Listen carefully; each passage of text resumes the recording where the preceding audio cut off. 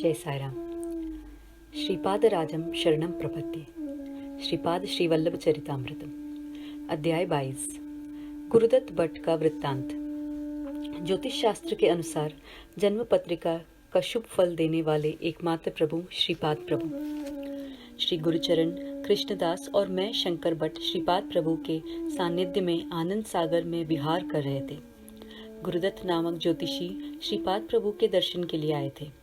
श्रीपाद प्रभु ने उनका सम्मान किया और आप सब एकांत में सत्संग करिए, ऐसा उन्होंने आदेश किया। हमारी बातें ज्योतिष शास्त्र के विषय में हो रही थी। मैंने दत्त महाशय से कहा, महाराज, क्या ज्योतिष शास्त्र से कहा हुआ फल सत्य होता है? क्या उस फल को बदलना संभव है? मानव जीवन के पूर्व कर्म क्या निर्देशित होते हैं? मेरे प्रश्नों का उत्तर देते हुए श्री गुरुदत्त भट्ट ने कहा, भ चक्र ही नक्षत्र की कक्षा है। इसका प्रारंभ अश्विनी नक्षत्र से हुआ है। इस स्थल का निर्देश करने के लिए चैत्र पक्ष है। इस नक्षत्र का स्थल निर्देश करने के लिए रैवत पक्ष नाम की दूसरी पद्धति भी है। रेवती नक्षत्र स्थान 8 कला कम है, इसलिए वह ग्राह्य नहीं है। अश्विनी नक्षत्र गोल पहचानने में कठिन है, किंतु 180 अंश में स्थित चित्ता नक्षत्र का एक ही गोल प्रकाशमान होकर स्फुट या स्पष्ट है। उसमें 6 संख्या मिलाने से अश्विनी होती है। उसे चैत्र पक्ष ऐसा ग्राह्य माना जाता है। अश्विनी नक्षत्र तुरक मुखाश्विनी श्रेणी 3 गोलों के रूप में स्पष्ट की गई है। श्रीपाद प्रभु ने चित्ता नक्षत्र में जन्म लिया। इसका भी एक विशेष कारण है। तीनों गोल एक जगह जहाँ स्थित है, वह अश्विनी नक्षत्र उनका स्वरूप है। वह भ चक्र का प्रारंभ है और वही उनका दत्तात्रेय स्वरूप है। कलयुग में उनका प्रथम अवतार श्रीपाद श्रीवल्लभ है। अश्विनी नक्षत्र की सीधी रेखा में अर्थात 180 अंश में स्थित चित्ता नक्षत्र ही उनका जन्म नक्षत्र है। 180 अंश की दूरी पर स्थित कोई भी नक्षत्र अथवा कोई भी ग्रह शक्ति केंद्रित करने का कार्य करते हैं। मनुष्य अपने पूर्व जन्म के प्रारब्ध के गणित के अनुसार योग्य ग्रह संपुटी से जन्म लेता है। कोई भी ग्रह मनुष्य के प्रति द्वेष या प्रेम नहीं रखते। उन ग्रहों द्वारा निर्मित विविध किरणों तथा विविध स्पंदनों से उसी समय, उसी देश और उसी विशिष्ट जीवों को इष्टानिष्ट फल मिलते हैं। अनिष्ट फल ना हो, इसीलिए उन किरणों और स्पंदनों को दूर करना चाहिए। उन्हें हम 4 प्रकार से दूर कर सकते: मंत्र तंत्र से, ध्यान से, प्रार्थना से, योग शक्ति की सहायता से। पूर्व जन्म के कर्म अगर ज़्यादा प्रबल हो तो ऊपर दिया गया विधान कुछ नहीं कर सकता। इस परिस्थिति में केवल श्रीपाद प्रभु ही हमारी भाग्य रेखा बदल सकते हैं। इस प्रकार अपनी भाग्य रेखा बदलकर लिखने के लिए हमें दूसरों के लिए कुछ न कुछ अच्छे कार्य अवश्य करने चाहिए। सामान्य परिस्थिति में यह साध्य करना कठिन होता है। सामान्यतः सृष्टि के कार्यकलाप में या कर्म देवता के कार्यकलाप में श्रीपाद श्रीवल्लभ अनावश्यक दखल नहीं देते, मगर भक्तों की आर्त प्रार्थना श्रीपाद प्रभु को हिलाकर रख देती है, उन्हें योग्य उपाय करने के लिए प्रेरित करती है। श्रीपाद प्रभु के हृदय में भक्तों के प्रति जो प्रेम, करुणा, वात्सल्य के महाप्रभाव है, उसके कारण कर्म देवता का प्रभाव क्षीण हो जाता है। कर्म का स्वरूप जड़ होता है। श्रीपाद प्रभु चैतन्य स्वरूप है। योग्य समय पर प्रकट होकर वे अपनी शक्ति का सामर्थ्य दिखाते हैं। यह उनका सहज भाव है। मैं गुरुदत्त भट्ट अज्ञानी दशा में स्वयं को ज्योतिष शास्त्र का विद्वान समझता था। मैं कर्नाटक का हूँ, इसीलिए तेलुगु भाषा में वार्तालाप नहीं कर सकता था, किंतु संस्कृत भाषा का अच्छा ज्ञान मुझे था। मेरे सद्भाग्य से मुझे पीटिकापुरम जाने का अवसर मिला। श्रीपाद प्रभु की अनेक कथाएं मैंने सुन रखी थी।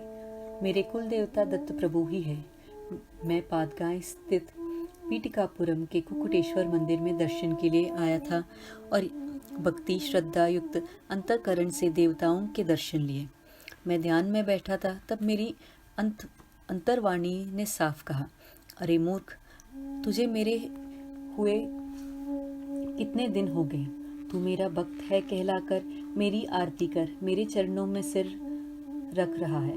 पादकाय में आकर मेरे चरणों पर सिर रखकर कोई मन्नत पूरी करने वाले हो क्या ये, या मेरे चरणों पर सिर पटक कर मेरा खून जलाओगे? ऐसे शब्द मुझे बार बार सुनाई देने लगे। मैं ज्योतिष पंडित हूँ ऐसा मानकर मैंने अपनी जन्म पत्रिका बनाई थी। उसके अनुसार मैं जिस दिन इस शरीर का त्याग करूंगा उस दिन पादगय क्षेत्र स्थित दत्त प्रभु के सन्मुख रहूंगा। मैंने अपनी नाड़ी स्पंदनों को जांचा। नाड़ी नहीं चल रही थी। हृदय पर हाथ रखकर देखा तो धड़कन भी बंद थी। मैंने अपनी सूरत आईने में देखी। मेरे चेहरे की जीवंतता जाकर वह प्रेत रूप दिख रहा था। मैंने हंसते हुए आईने में देखा तो वह और भी भयानक दिखने लगा। मेरे पास अहंकार करने योग्य बचा ही क्या था। मृत प्राय व्यक्ति पिशाच तत्व से युक्त होकर हंस रहा हो ऐसा मुझे लगा। स्वयंभू दत्तात्रेय मंदिर के पुजारी के सूक्ष्म शरीर मैंने देखे। उनके सूक्ष्म विकार मुझे अत्यंग कला से युक्त दिखे। मेरे मन के अंदर छुपा हुआ विवेक जागृत हुआ। श्रीपाद श्रीवल्लभ के दर्शन हुए बिना मेरे दुर्भाग्य खत्म नहीं होगा ऐसा मुझे लगा। देवता आनंद स्वरूप होते हैं। वे आनंद की उच्च स्थिति में होते हैं। मेरी स्थिति अतिशय दुखदायक थी। मेरे मन अतिशय दुखी था। आत्मा शरीर छोड़कर जाने के बाद देह की सभी बाधाएं खत्म हो जाती है। मेरी आत्मा अब तक शरीर छोड़कर नहीं गई थी। मानो जीवान स्थिति हो ऐसी निर्बद्ध स्थिति में हृदय स्पंदन शरीर में भरकर श्री गुरुदेव ने मुझे एक अनामिक अवस्था प्रदान की थी। अत्यंत निकृष्ट और पापी लोगों के कहने में आकर मैं किस तरह फंस गया था इसका मुझे आभास हुआ। पाषाण रूप स्वयंभू दत्तात्रेय की मूर्ति ने घंडीकोट के घर में जन्म लिया। पाषाण मूर्ति को नाड़ी स्पंदन हृदय स्पंदन कहाँ होता है? श्रीपाद प्रभु को तो नाड़ी स्पंदन और हृदय स्पंदन है ना।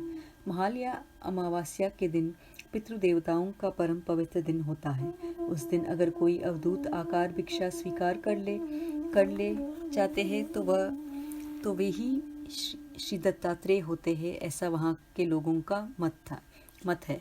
श्री दत्त प्रभु ने ही श्रीपाद प्रभु रूप में मल्लादी के दामाद के रूप में जन्म लिया है। आश्चर्य! कैसा मेरा दुर्भाग्य कि मूर्खों के ऐसे निष्कृष्ट बोल सुनकर मैं स्तब्ध हो गया। उस निष्कृष्ट व्यक्ति का कहना यथार्थ मानकर रत्नतुल्य श्रीपाद प्रभु से मैं दूर हो गया ऐसा मन में पश्चाताप हुआ। मैं तुरंत श्रीपाद प्रभु के घर दौड़कर गया। 10 वर्ष के श्रीपाद प्रभु आंगन में आए। वे गुरुदत्त भट्ट को देखकर बोले, अरे मूर्ख, जिंदा हो ऐसा नाटक करते हो? तुम जैसे मृतवत मानव पिशाचों को सद्गति मेरी कृपा से ही मिल सकती है। तुम लोगों ने किए हुए दुष्कृत्य के कारण रौरवादी नरक की यातनाएं भोग रहे तुम्हारे पितरों को सद्गति मिले, इसीलिए अवधूत वेशधारी होकर महालया अमावस्या के पवित्र दिन भिक्षा मांगने के लिए आया हूँ। मैं कौन हूँ क्या यह तुम जानते हो? वह दत्तात्रेय कौन है क्या यह तुम्हें मालूम है? उनका नाम भी अगर लिया जाए तो राक्षस पिशाचगण थर थर कांपते हैं। मैं वही दत्तात्रेय हूँ। तुम्हें मैं पत्थर की शिला में रूपांतरित कर सकता हूँ। तुम्हें भूखा रख सकता हूँ और तुम्हारे प्राण भी ले सकता हूँ। तुम जीवांत दिख रहे हो फिर भी मृतवत ही हो, और फिर भी तुम जीवांत हो ऐसा नाटक कर सकते हो। मैं दत्त हूँ या नहीं इसका विचार हम बाद में करेंगे। पहले तुम अपने बारे में कहो। यह सुनकर मैं गुरुदत्त भट्ट घबराकर थर थर कांपने लगा। उसी समय सुमति महारानी आंगन में आई और वह बोली, कृष्ण कन्हैया, यह प्रेतमुख का अघोरी आदमी कौन है? तुम अंदर आओ, मैं तुम्हारी नजर उतारूंगी। इस बार श्रीपाद प्रभु बोले, माँ, अभी यह अघोरी हुआ नहीं है, लेकिन इसका अगला जन्म शवों को ले जाने वालों का होगा। उस जन्म के पहले वह मेरे दर्शन के लिए आया है। हमारे घर में जो बचा है वह भात इसे खाने के लिए दो। श्रीपाद प्रभु की माता ने बचा हुआ भात लाकर दिया। श्रीपाद प्रभु ने वह गुरुभट्ट को दिया और वह लेकर उसे तुरंत चले जाने के लिए कहा। गुरुदत्त भट्ट ने वह बात ले जाकर कुकुटेश्वर मंदिर के आगे ही खुली जगह पर बैठकर खाया। वह खाते ही उसकी दुरावस्था खत्म हो गई। वह फिर से श्रीपाद प्रभु के दर्शन के लिए आया। उस समय श्रेष्ठी श्रीपाद प्रभु को लेकर अपनी दुकान गए थे। श्रीपाद प्रभु उस समय पैसे गिनकर तिजोरी में रख रहे थे। श्रेष्ठी स्वयं चावल ज्वार तौलकर ग्राहकों को दे रहे थे। श्रीपाद प्रभु ने श्रेष्ठी से पूछा, नाना जी, आज दशमी है, पिताजी को आप कितनी दक्षिणा दोगे? श्री श्रेष्ठी बोले, हम दोनों में कोई भेद नहीं है। तुम्हें जो भी चाहिए वह तुम ले जा सकते हो। तुम्हें जो चाहिए तुम लो और मुझे जो चाहिए वह मुझे दो। वह दृश्य कितना मनोरथी था, इसका वर्णन करना कठिन है। श्रीपाद प्रभु ने गुड़ का एक टुकड़ा मुंह में डाला और गुड़ का एक टुकड़ा श्रेष्ठी को प्रसाद में दिया। श्रीपाद प्रभु बोले, आज जो गणेश पूजा मुझे करनी थी वह हो गई। गणेश जी ने उस गुड़ का टुकड़ा मुंह में डालकर नैवेद्य स्वीकार किया। अगर तुम्हें झूठ लगता है तो मेरा मुंह देख लो। ऐसा कहकर उन्होंने अपना मुंह खोलकर श्रेष्ठी को दिखाया। उस मुख में कौन सा महारूप दिखाई दिया वह श्रेष्ठी ही जाने। वह उन्होंने किसी को नहीं बताया। वे श्रीपाद प्रभु से बोले, हे लाल, हे श्रीपाद, श्री गणेश को जब भी भूख लगती है तब मुझसे ना पूछते हुए जितना भी चाहिए उतना गुड़ नैवेद्य के लिए ले लिया करो। उसी समय अखंड सौभाग्यवती वेंकट सुब्बम्मा वहां आई और श्रीपाद प्रभु को अभ्यंग स्नान के लिए ले गई। अरे शंकर भट्ट, क्रुत्सित लोगों का कहना सुनकर मैं गुरुदत्त भट्ट अध्योगति में पहुंचकर अघोरी जन्म के दुर्भाग्य में जाने वाला था, लेकिन श्रीपाद प्रभु ने पतन से मेरी रक्षा की। उन्होंने यूं ही छोड़ दिया होता या मुझ पर कृपा दृष्टि नहीं की होती तो मेरा पतन हो जाता।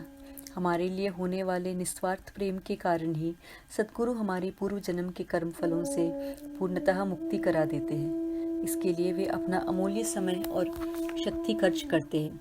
श्रीपाद प्रभु की जन्म पत्रिका सांद्र सिंधु वेद में देखी जा सकती है। श्रीपाद प्रभु के घर में तेलुगु भाषा के साथ संस्कृत भाषा भी बोली जाती थी। हिमालय की पवित्र भूमि पर जो भाषा बोली जाती है उस भाषा में श्रीपाद प्रभु अप्पलराज शर्मा बापनाचार्युलु बोला करते थे। संबल प्रांत में बोली जाने वाली वह भाषा संस्कृत से अलग थी। इस भाषा का माधुर्य और सरलता वर्णनातीत था।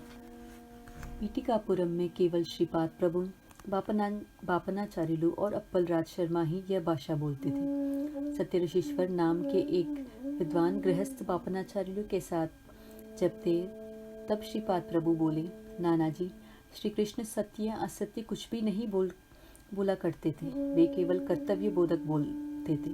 इस पर बापनाचार्युलु बोले, कन्हैया, हमेशा सत्य ही बोलना चाहिए, दवा के लिए भी असत्य नहीं बोलना चाहिए। यह सुनकर श्रीपाद प्रभु ने मंद हास्य किया। उस दिन बापनाचार्युलु के घर वेंकट सुब्बैया श्रेष्ठी आए थे। उनकी आंतरिक इच्छा थी कि एक दिन बापनाचार्युलु उनके घर में भोजन कर दक्षिणा स्वीकार करे और वह दिन परम पवित्र महालय पक्ष का होना चाहिए जिससे कि उनके पितृदेव संतुष्ट होंगे।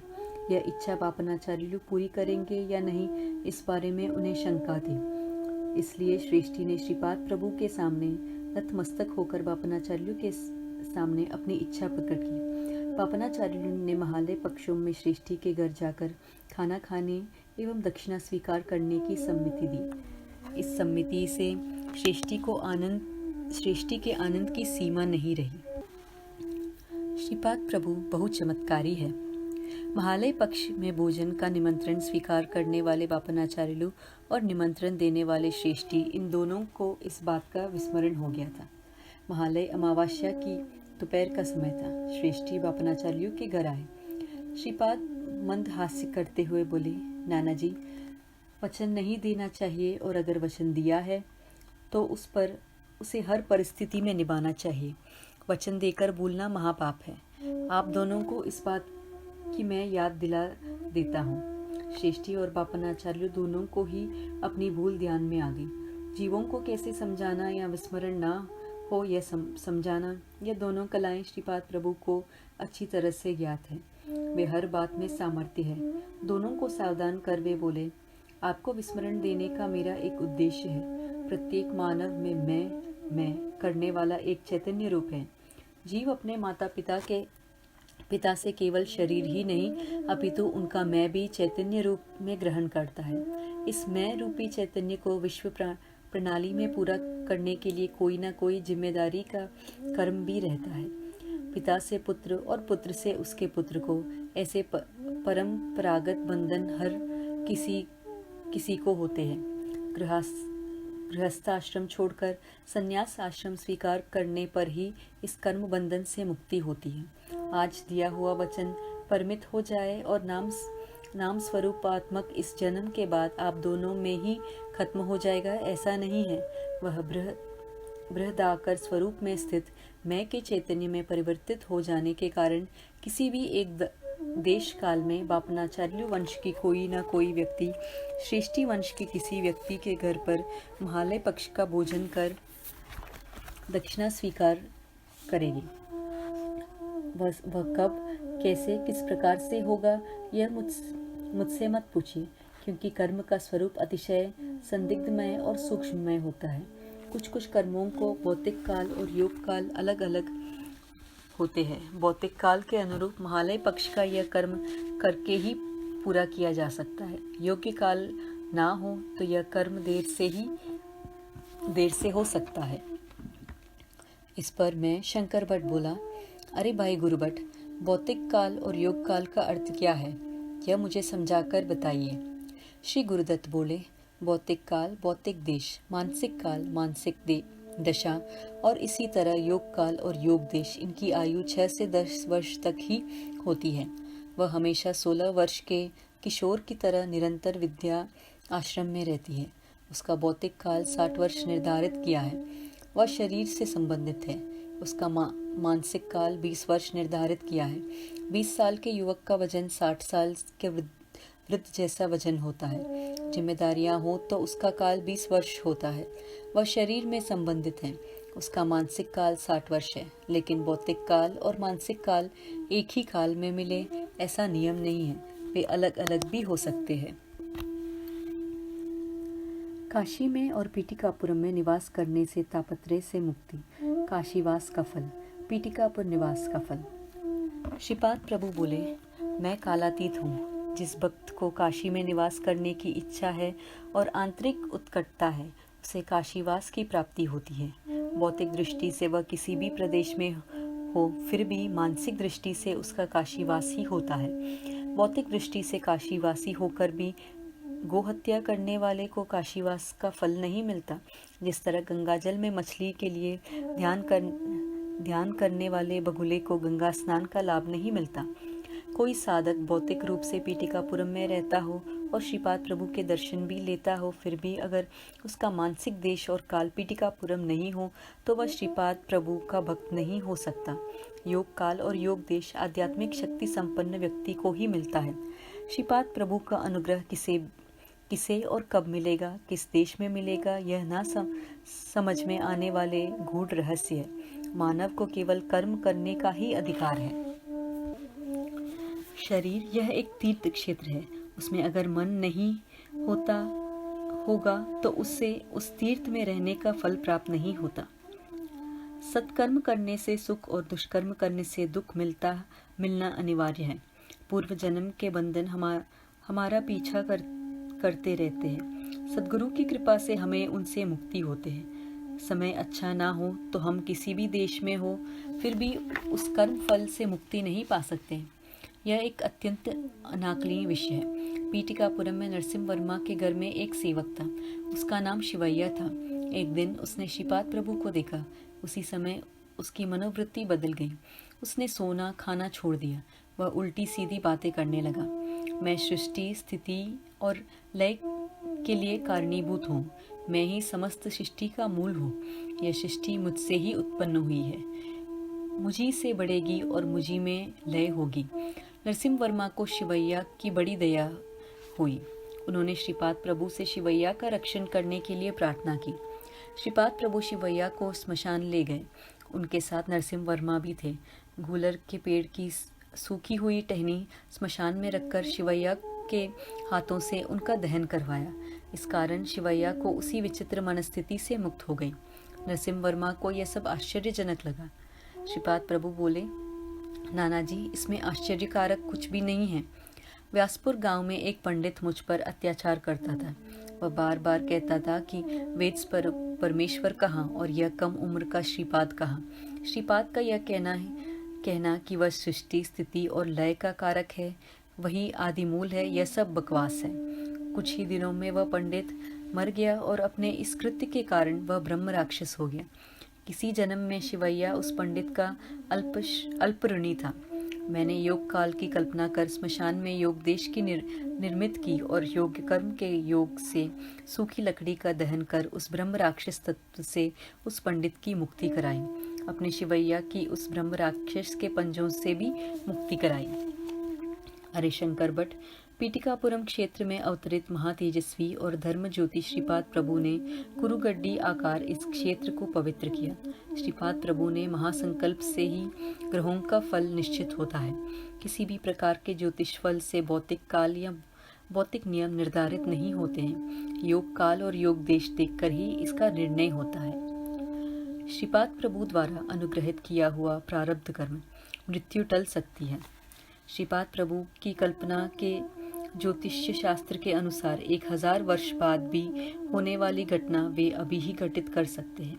इसीलिए योग काल वे ही निश्चित करते हैं। दूर होने वाली घटना को भी वे अपने पास करवा सकते हैं। इसलिए योग दशा का निर्णय भी वे कर सकते हैं। संगठना सभी देश काल में वे करवा सकते हैं।